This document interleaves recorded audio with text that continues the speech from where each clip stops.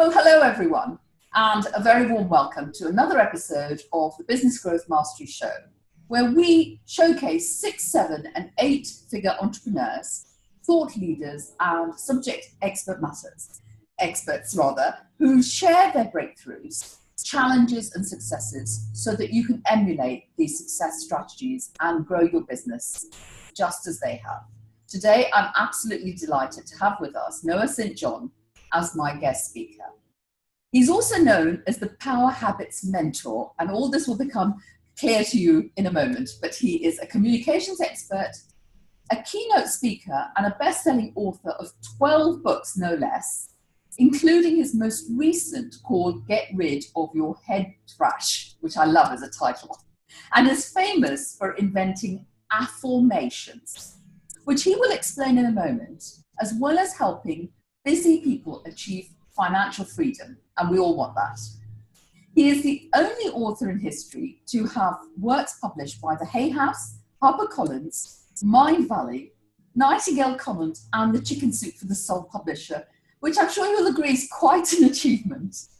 And he also appears frequently in the news, including places like Forbes, NBC, CBS, Fox, and the Huffington Post, to name a few. Those familiar with my show and my coaching programs will be aware that there are 3 key pillars that I advocate for business success and financial freedom.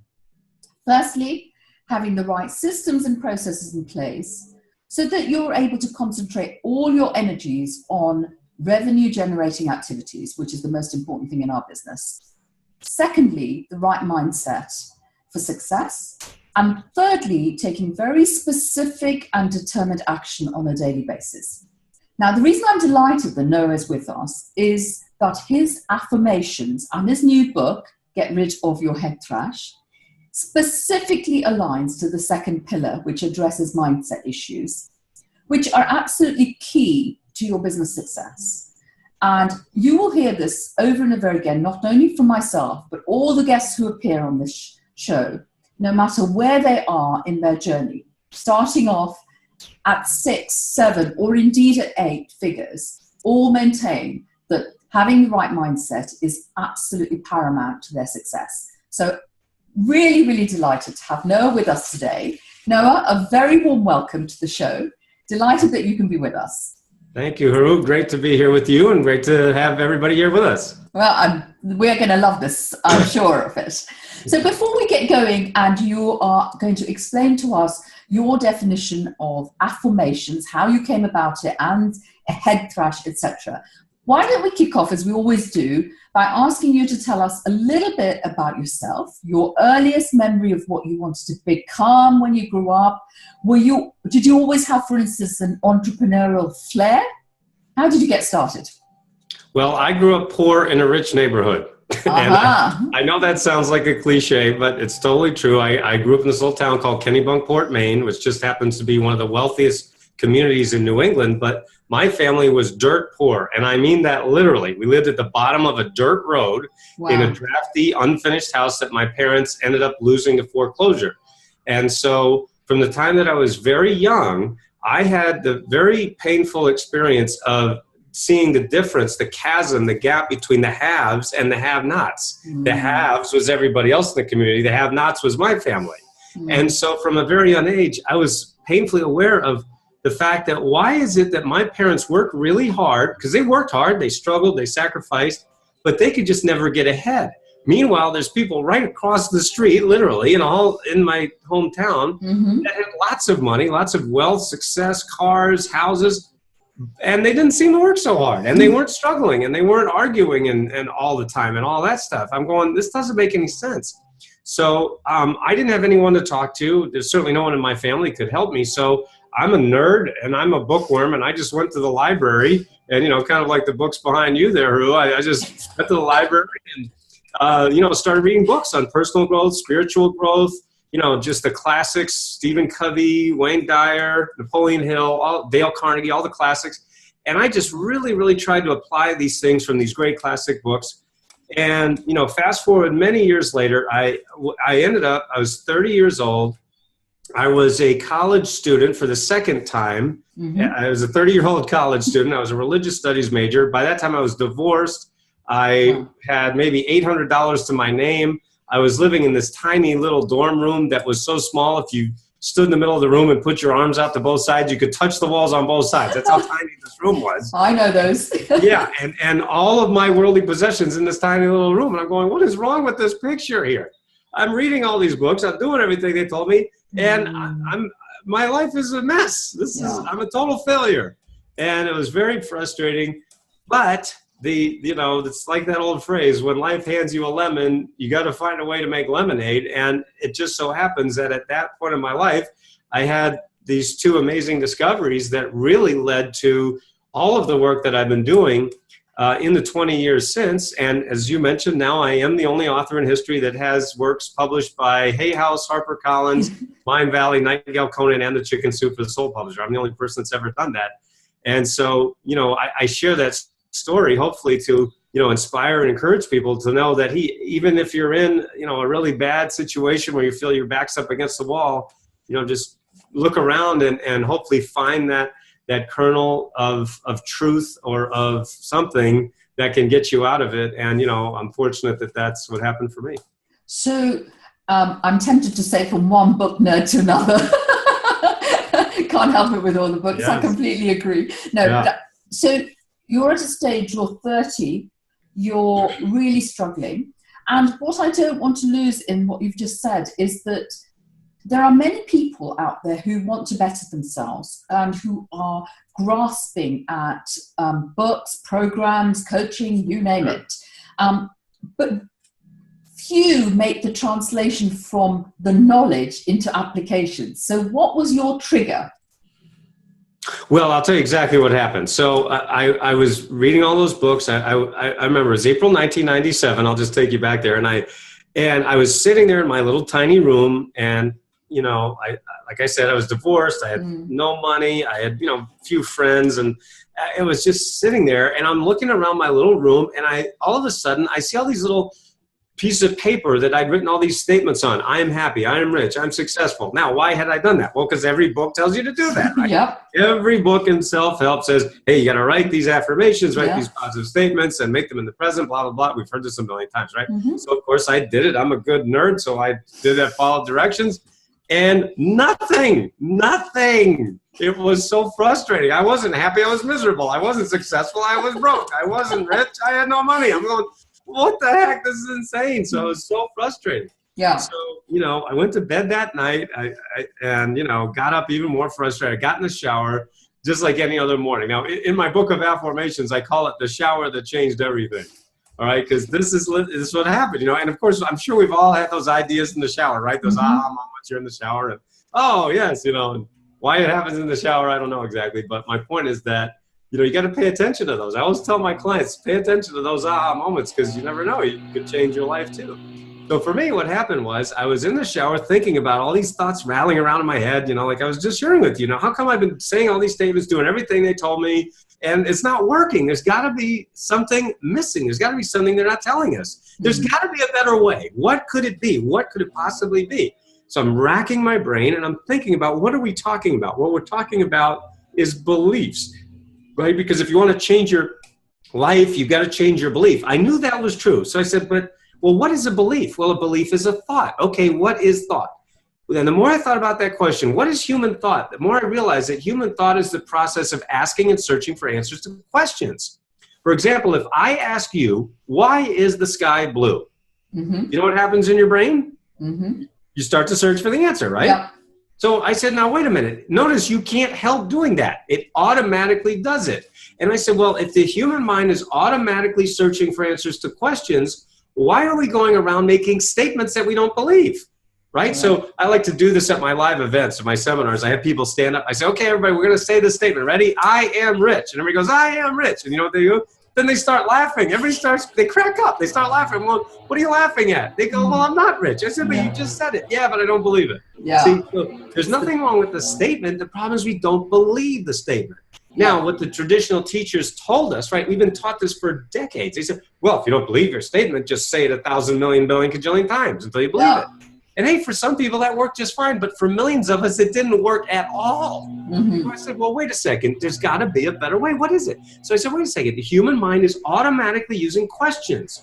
So I said, well, if the human mind is automatically searching for answers to questions, why are we going around making statements we don't believe? Why don't we just cut out the middleman? And I said, well, I don't know. What would that look like? Well, let's see. You got this statement. So classic affirmation, I am rich, right? It's a classic one. I am rich. And your brain says, yeah, right. In my book, I call it the yeah, right response, because your brain literally says, yeah, right. Right? And so what they're basically saying is bash your brain into submission. That's what they're really saying, right? If you think about it. And hey, like I said, for some people it works just fine. For millions, it doesn't work at all. So in fact, it makes us more frustrated. That's why I share my story, because so many people come up to me in my seminars and go, oh my God, no, that's exactly what I was going through. I'm like, I know. So I said, well, so if that's the statement that we don't believe, what would the question be? And I thought for a second, and then I said, why am I so rich? Why am I so rich? Now, when you ask that question, what immediately starts to happen in your brain? You start to search for the answer, right? Now, we all know about the law of sowing and reaping, right? This has been taught for centuries. It's nothing new. It's been taught, since the beginning of time. As you sow, so shall you reap. But what are we sowing? We're sowing seeds of thought. But what are most people doing? Sowing lousy thought seeds. Why am I so broke? Why am I so fat? Why can't I lose weight? Why isn't my business growing? Why can't I get more clients? Why is there more month left at the end of the money? Right? And when you ask lousy questions, what do you get? Lousy answers. Exactly. And that means a lousy life. So I said, wait a second. What if instead of asking lousy questions that lead to lousy answers and create a lousy life, what if we just flip the whole thing 180 degrees, flip the whole thing on its head and start asking empowering questions that lead to phenomenal answers and create a wonderful life? And as I was standing there in the shower, April 1997, I said, holy cow, I think I just invented something. And so I had to give it a name, and the name that I gave it was the name of my book, which is now from Hay House. It's the 4th edition of this book. It's called the Affirmations, AFFORMATIONS. Affirmations. Not affirmations, but affirmations. Yes, the distinct difference between affirmations and affirmations, which is the positive thought sowing process that you're giving. No, it's really yes, it is, but it's the process of asking empowering questions as opposed to saying positive statements. Now, notice I'm not saying the statements are wrong. No. I am saying that because of the brain's embedded presupposition factor, your brain automatically searches for answers to questions. So what you're really doing is you're doing an end run around the yeah, right response. You see? Because when you say a statement, your brain basically says, yeah, right. It doesn't believe you many times. But when you ask a question, you never hit the yeah, right response. You do an end run, and by virtue of the law of sowing and reaping, it instantly triggers that law, and you instantly and forever get the result. And that's why when you go to our website, when you go to noahstjohn.com, what I encourage people to do is click on there's a page that says praise. What that means is just success stories. And we have dozens and dozens and dozens. I mean, we've got thousands, but just on the website, we've got dozens and dozens of real stories from real people who've used not just my affirmations, but also my Power Habits training and my 6-figure business machine training to not just double their income, but triple, quadruple, quintuple their income. I mean, we're talking just incredible breakthroughs in their business. They've gone from 0 to 6 figures. They've created 6, 7, and yes, even 8-figure increases in their business, but not just business, not just money. Also, we've had people lose weight. We've had people overcome addiction, quit smoking. We've had kids get better grades. I mean, it just is incredible once you learn how to use these affirmations and apply them to every area of your life. Because this is the switch to believing, because you are now believing the positive statements that your brain is receiving, and therefore the positive responses that the brain is giving. Excellent. Empowering questions. We call them empowering questions. Yeah, absolutely. Positive and empowering questions. Absolutely. So now let's move on to, does that lead us to the head thrush issue? I think it quite neatly leads us into the head thrush. Why don't you explain what you mean by head thrush, and why did you create the whole concept of getting rid of your head thrush? Okay, so isn't that obvious? I mean, that's absolutely. what I mean. People ask me about this all the time, and I'm basically known for a few things out there. You know, one is affirmations, one is head trash. I had one woman write me on Facebook, and they said, if I ever see anybody talking about head trash, I know it came from Noah St. John. So I was like, awesome, I appreciate that. That's good branding. I've been teaching this for 20 years now, but the point is that I started thinking about this, and I thought about how I was raised, right? And then, you know, this isn't to throw my parents under the bus, but just, you know, I was raised in this environment of poverty and fear and lack and not enough. Nothing I did was good enough. You know, we never had enough. All I heard every day from, you know, my parents is we don't have enough money, we can't afford it, you know, blah, blah, blah, blah, blah. So what I realize is over time, that builds up what I call head trash, okay? Meaning that guy in your head that says, I can't do it because, ... See? And what happens is, for all of us, you just fill in the blank. I can't do it because ... So what's your, this is what I say to my clients. I say, what's your ... Is it I can't do it because I'm too old? I can't do it because I've made too many mistakes. I can't do it because I don't have the money. I can't do it because I don't have the time. I don't have the connections. I don't know what I should be doing. I don't know who to talk to. I don't know who to trust. I'm not an extrovert. Right, exactly. I mean, there's so many. But here's the key. We always make ourselves right. This is the key. We always make ourselves right. If you're saying, well, Noah, I can't do it because I'm too old, guess what? You're going to make yourself right. And you're going to find all the reasons why I can't do it because I'm too old. Because you're not going to make yourself wrong, right? We're literally never going to make ourselves wrong. So I could tell you all the stories about Colonel Sanders, who had started his business at 65, and you know, all these amazing stories, people who started late in life or made tons of mistakes, made millions of dollars, lost millions of dollars, and made it back again. I mean, but you're not even going to hear that because your trash is in the way, and you're going to make yourself right. So think about your house, right? Imagine that, you know, in your house, we just live and where there's trash, right? I mean, you can't not develop or create trash just by living. You're eating, you're whatever, right? So imagine, just as an imagination, imagine you just didn't take your trash out for a week. All right, you know, it's okay. It's getting a little messy in there, but, you know, it's livable. How about you didn't take your trash out for a month? How about 3 months, 6 months, a year, 10 years, 20 years? You haven't taken your trash out in 20 years. Imagine that. What would your house look like? It'd be pretty gross, right? I mean, absolutely. Pretty awful to live in. Well, guess what? We're hanging around with our head trash in our heads for 20, 30, 40 years. I had one guy in one of my seminars, he literally stood up in front of the whole group and he said, Noah, I've been studying personal growth for 40 years. I've got a PhD, I've got a master's in psychology, and you taught us more in 3 days than I learned in 40 years of study.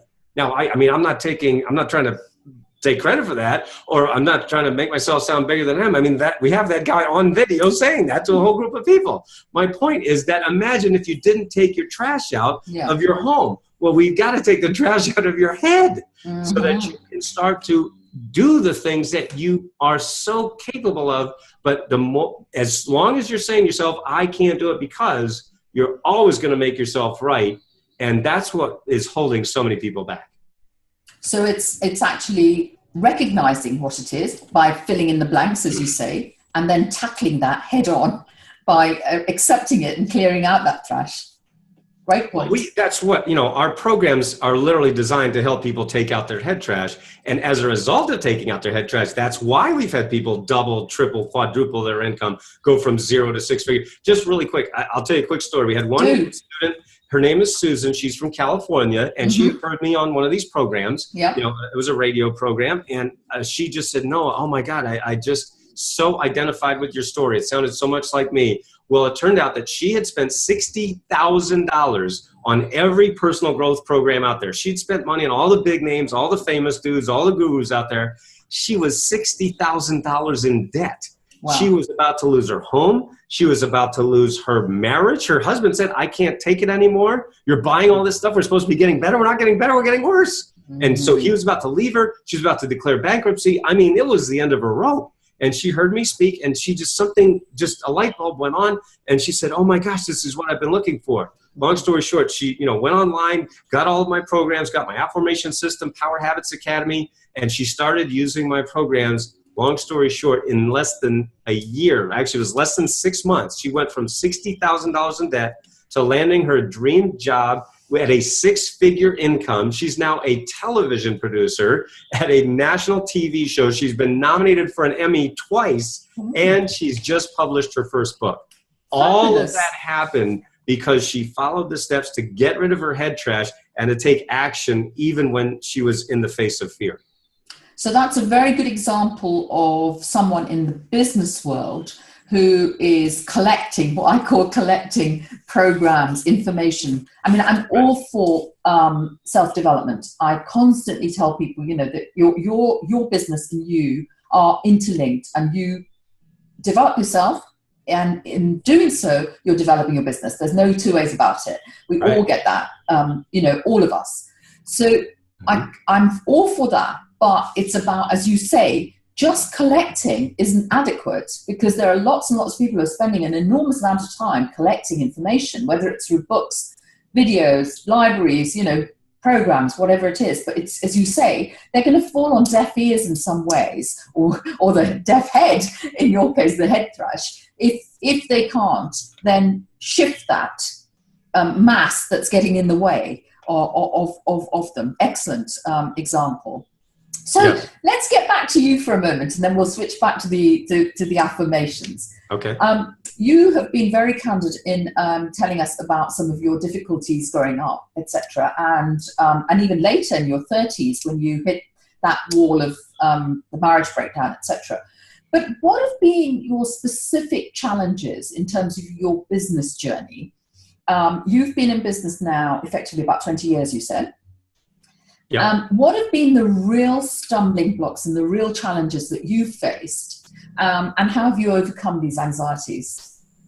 Yeah, absolutely. Well, I look at three big mistakes that entrepreneurs make that are really keeping them stuck. Okay. The first is your head trash, which you've already talked about. So having those unconscious beliefs, those unconscious money blocks. And I mean, this is a huge thing that I work with clients on all the time, because money is a very emotional issue, and it's a very unspoken about issue. And so one of the things that we do with our clients is we're here to raise the elevation and raise the consciousness around money, because money acts as a magnifying glass. It doesn't change anything. It reveals everything. And so how you act with money is how you act with everything. And so give an example of that for people who do. I know you, and I've read this and I've heard it, so I know what you mean. But in case people listening are not sure what you mean by money magnifies the problem, do you want to give an example around business? Well, it's very simple. Let's say you're a person who has no money, right? You're broke. Right now, are you a broke person who's nice, or are you a broke person who's a jerk? Right. So I know, you know, everybody says, oh, it's more spiritual to be broke. No, there's broke jerks and broke nice people. So money is totally irrelevant in being a jerk or a nice person. So the point is, let's say you take that poor person and then they get lots of money. Now, if they're a broke, nice person, they're just going to be nicer. When you have lots of money, you get the ability to contribute to more causes, or to, you know, give to more people, or, you know, just have a bigger legacy and a bigger impact in the world. But if you're a person who's a jerk who doesn't have money, and then you get lots of money, you just get to be jerkier, right? So you're gonna lord that money over people. You're gonna, you know, do all the jerky things that rich jerks do. You see? And so the money is irrelevant. It just magnifies whatever's already there. So that's what I mean when I say money doesn't change anything. It reveals everything. And particularly your personality, from what you're saying. Exactly. And your behaviors. Well, look, I mean, it just also goes back to that thing of, you know, how many instant millionaires do you see who then are broke 3 years later? I mean, there's a big thing about athletes nowadays, for example, who, you know, they're 20, 21, 22 years old. They're these young kids, and suddenly they're multimillionaires. Yeah. But they were never given the steps to actually be or have that conversation around money. And so, you know, a lot of them, you know, they say that that's when the cockroaches come out. You know, it's like turning the lights on. Wow, I have 7,000 cousins that I didn't know about. You know, I mean, it's that whole thing. And, you know, they want to give and they're nice. So that can, of course, go the wrong way, too. And people have definitely been taken advantage of. So that's one thing that we also are helping out with, too, is helping people have the tough conversations. Sometimes it's hard to say no.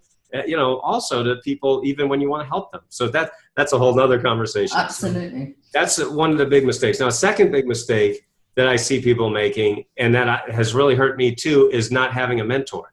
So I started my business in my college dorm room in 1997. You know, I shared that story of how I discovered AFFORMATIONS. And so I started that company just because I knew I had an idea, a concept, a method, a technology that could literally change millions of lives, but I didn't know what to do with it. I didn't know anything about running a business. I was a religious studies major in college. And so I didn't know about accounting or sales or marketing or online, nothing. I had no idea. I just had a huge burning desire to make a difference and to make an impact on the world. So I just stumbled along and, you know, made tons of mistakes. And then 10 years later, I found myself $40,000 in debt working out of my parents' basement because I listened to a lot of the wrong people. I took a lot of bad advice and I didn't listen to myself. Yeah. And so I've made that mistake. But at that time was when I hired my first real mentor, the person who showed me how to take what was in my head and package it up, sell it online. I made $12,000 from my very first online program. And, you know, since then I've made, you know, we're now a multi-million-dollar operation. And we've helped our clients make over $100 million, 6 and 7 and even 8-figure increases. So having that mentor is a crucial thing. How could I disagree with you? But let's just give people a sense of the timeline that we're talking about. How long between the shower incident and the light bulb moment to losing 40,000? Well, that was 10 years. So it was 1997 to 2007. It was 10 years. And so then just in a matter of how many months before you sold your first product at 12K? Oh, well, when I started working with my mentor, that was less than 60 days because I was ready to go and I needed a blueprint. See, that's what no one had ever given me. So now that's what I'm able to give to my clients is that blueprint, that framework. And, you know, as you talked about your 3 pillars, you know, we have our framework for helping people, number one, with their, you know, getting rid of their head trash, what we call the inner game, and then the outer game of building your website, your marketing, you know, having your launches, your sales funnels, all those things. You have to have both. You have to have them both working together. Otherwise, you're going to be imbalanced one way or the other. So, you know, luckily, I was able to build that up really, really fast once I had someone showing me what I was supposed to be doing. Absolutely. Some guidance. Someone who knew what they were doing. Yeah, absolutely. Someone who knew and had experience, and then you were able to follow that. And then now I'm able to pass that on to our clients. So that's the nice thing. Great stuff. So there are lots of things that you're sharing about, you know, where it's gone wrong and how you've been able to turn those things around. But when did you, apart from your mentor, when do you believe you really started to make a significant impact in your business? When do you believe that? Well, I mean, it really started for me let me put it this way, between 1997 and 2007, I had one book, my book, Permission to Succeed, from the Chicken Soup to the Soul Publisher. So from 2008 till today, that's when I have the Hay House, the HarperCollins, the Mind Valley, the Nightingale Conant, and many, many other programs, all of my own online programs. So when you go to noahstjohn.com, you can just see, I mean, and people go, how'd you build all these programs? I'm like, I just think in products. I think in programs. I think in sales funnels. So, you know, a lot of entrepreneurs are really stuck. And that brings me to the third mistake that I wanted to talk about, which is having an information overload without giving yourself permission to succeed. See, when you have information overload, so my contention is this: we don't live in the information age. We live in the information overload age. We passed the information age about 20 miles back. So we are far, far into overload. Everybody's on overload. And when you're on overload, what tends to happen is that you procrastinate and you don't take action because you're like, oh, I should do this. No, I better do this. No, I should do this. Oh, and it's the shiny object syndrome, and it will never end. It will never end, and it's only going to get worse and worse and worse. We can never go back. We can't put the genie back in the bottle. Okay, Pandora's box has been opened, and it ain't going to get closed again. So as entrepreneurs, I feel let me say it this way. One of the biggest things we help people with is focus. That just to focus, and what that means is you've got to create a stop doing list. Just as much as, you know, we all have our, you know, mile-long to-do list every day, right? And it's just overload. I argue you need a stop doing list. I need to stop doing this. I need to stop doing this. I need to stop doing this. And you've got to have things that you stop doing and that you delegate, for example. I mean, some things you can just remove and don't even do them, and nobody does them because you're just, driving yourself crazy for no reason. Just as a quick example, when I had my contracts from Hay House and Nightingale Conant, those are two dreams that I had for many years. I mean, I grew up as a nerd. I told you I wanted to be a Hay House author and I wanted to be a Nightingale Conant author. Well, it just so happens that I signed both of those contracts like the same within a 60-day period. These two dreams I had for years and years. I was so excited, dancing around. And then after the excitement wore off, I looked at the contract. I said to my wife, I got to write 2 books in 90 days. I looked at the dates. I'm like, whoops, I forgot to read the fine print. I went, oh my God. But luckily, I'd been doing this work a long time, and I knew what to do. I knew what my books were going to be about anyway. So I said, honey, I'm not going to see you for a little while here. I basically locked myself. I'll just lock myself away for 3 months. I wrote 2 books in 90 days. So people are sitting there going, oh, well, I would like to write a book. How long have you been thinking about it? About 10, 15 years. Okay, well, you're not writing a book. Writing a book doesn't take you 10 to 15 years, unless you're doing a 10 to 15 year chronicle of some biography or something. But there's no way that it takes you that long. That means you're procrastinating and you're trying to get everything perfect. So my point is, just sit there and write the damn thing. And frankly, now it's so much easier than when I started. When I started in 1997, there was no Amazon, there was no Kindle, there was no books on demand, none of the stuff we have today. No. So now the tools are so easy. You can write a book so much easier. I'm not saying, and I'm not suggesting that you put out something that's, lousy and crappy and put slipshod work out there. Sure. I am saying, let's get out of your head. Yeah. Let's stop procrastinating. Let's focus. Let's cut out the distractions and let's get your book done, or whatever it is your project is. Which links really well to what I said right at the start. The third pillar: take determined, concerted action.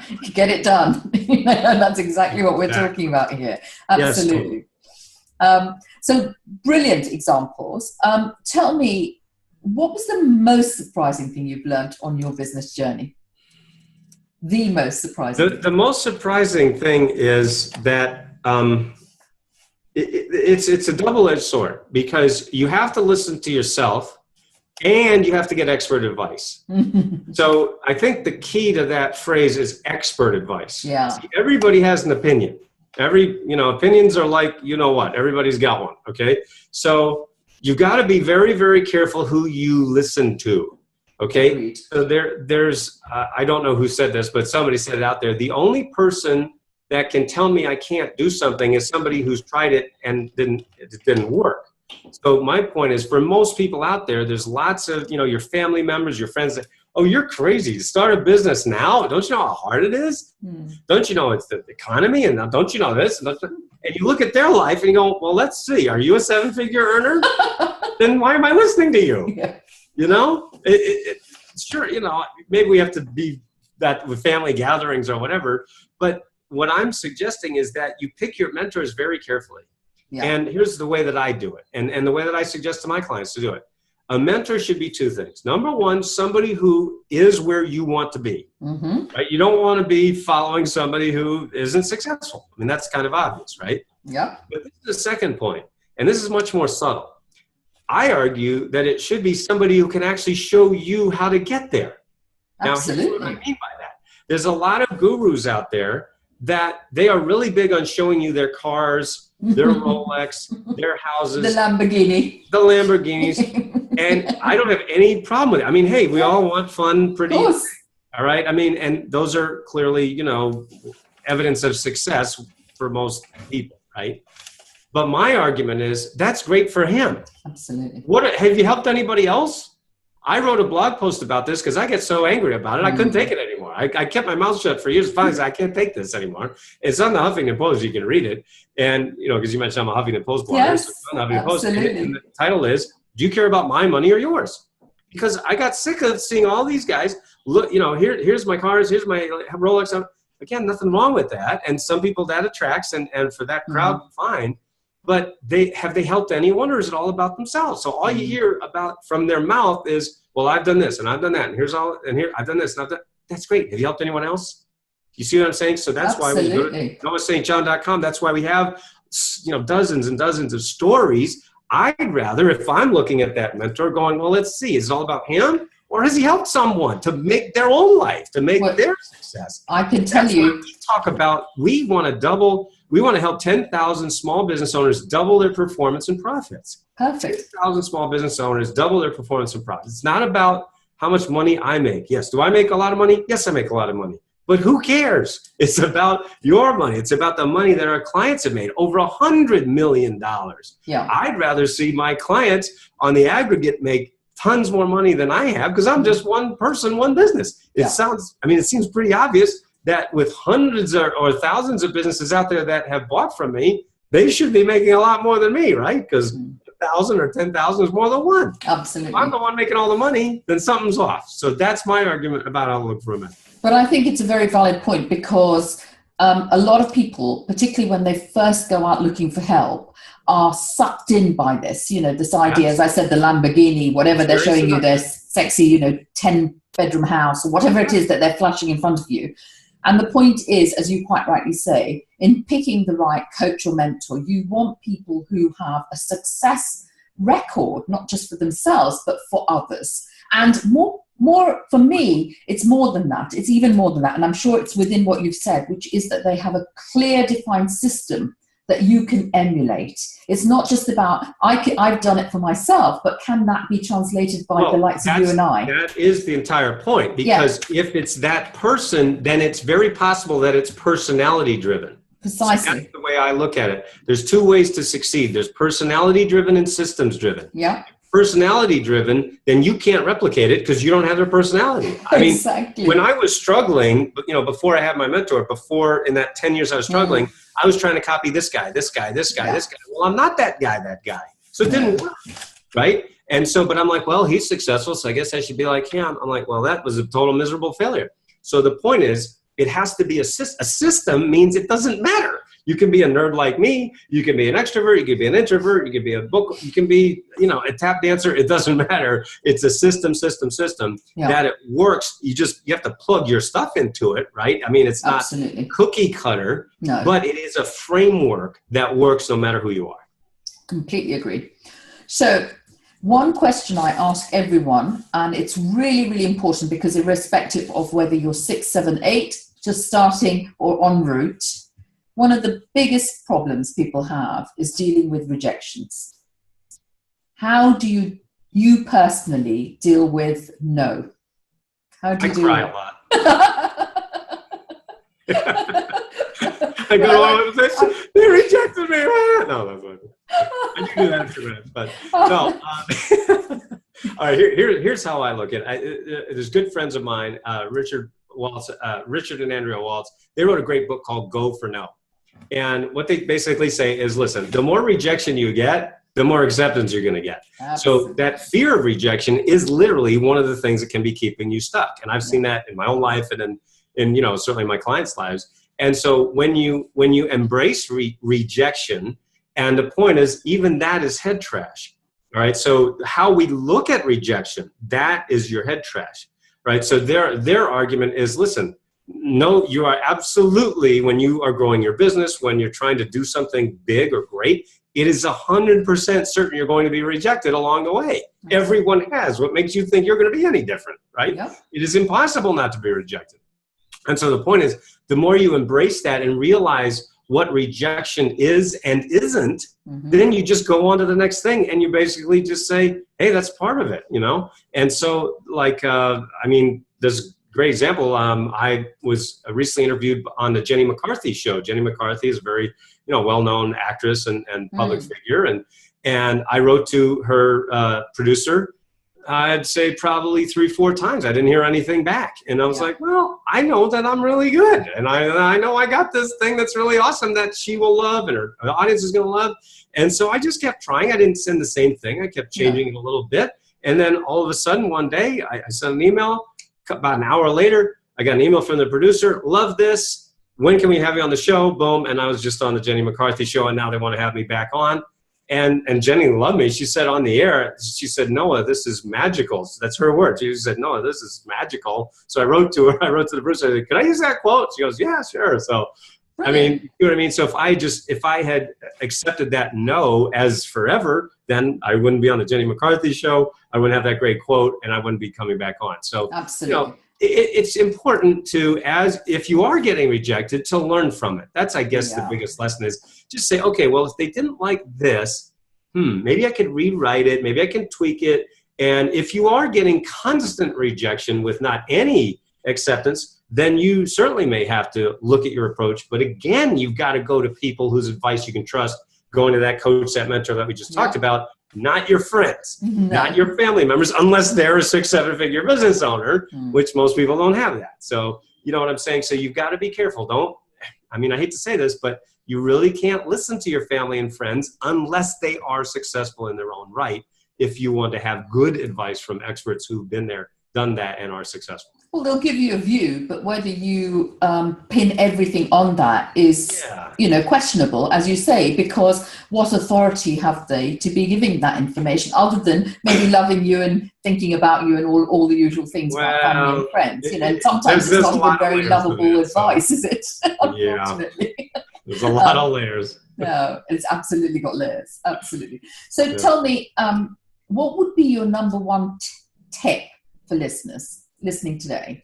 So these are people who are growing their business or hoping to grow their business, are hitting some walls sometimes, maybe doing some programs of mine, etc. What would be your tip within what you offer? Your number one tip.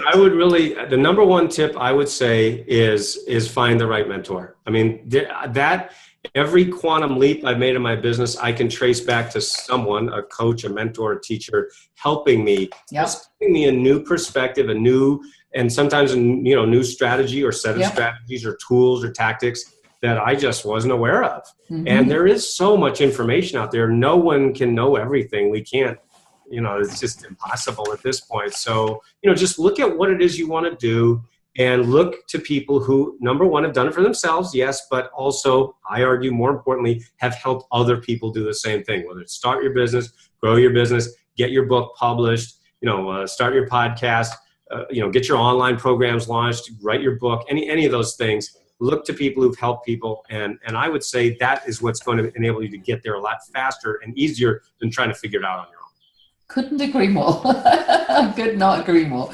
Well, now we are heading towards the end of our interview. I have some wonderful takeaways that I want to first of all just capture for the audience, because there's some real nuggets in there in terms of what you've said, and linked so well, as I said, so aligned to what we talk about quite regularly. The first is, and a lot of these are linked, but the first thing I picked up was the very stark difference between 10 years without a blueprint of struggling and no guidance, no blueprint, and worst of all, a 40,000 loss facing you. That is a phenomenal amount of money, that you have to pay off. Yeah. And then taking the advice and within a very short period of time, making $11,000. That is just phenomenal, and shows the power of having somebody there to all the things that you've been talking about.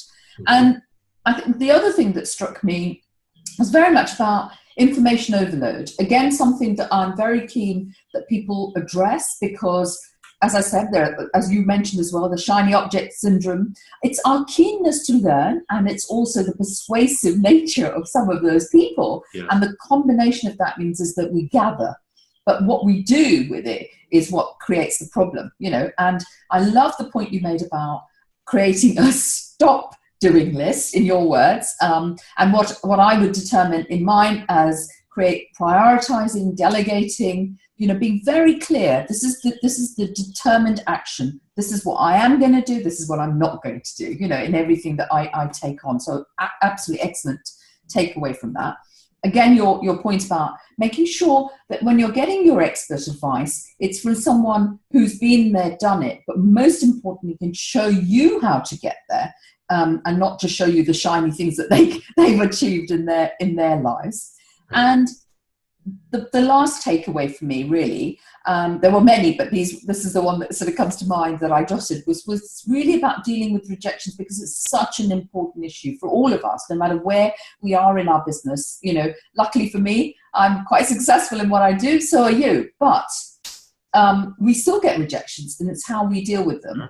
And I love the concept of reframing it, of using experts to help you to reframe it, more importantly. And the second half, the other side of the coin, if you like, of that, which was about clearing your head thrash around the rejection piece as well. So that you, as I put it, I actually say to people when they are faced with rejections and I can see that they're crumbling at the concept of rejections, as many of us start off with. I often say to them, you want rejections. You actually want rejections, because it's the rejections that grow you, that make you richer in what you are and how you present yourself. So it's again that head thrash issue of just switching that switch that says, actually, maybe, it's a bit of a difficult pill to swallow this minute. This is your, wrote 3 times, didn't get an answer. Well, that won't be very nice when you open your computer every day to see if there's an answer. But it's about having the courage to take that the fourth email option. Well, all I've got to say is that I have absolutely loved talking to you. I know the listeners are going to love listening to this interview, because you've shared so many of your wonderful stories, but also I want to thank you for your wonderful, candid stories that you've shared. And that's brought really a lot of this alive for us today. And I know that our listeners are going to want to explore more about affirmations, about head thrash. And I would urge you to go away and get your copy of Noah's book,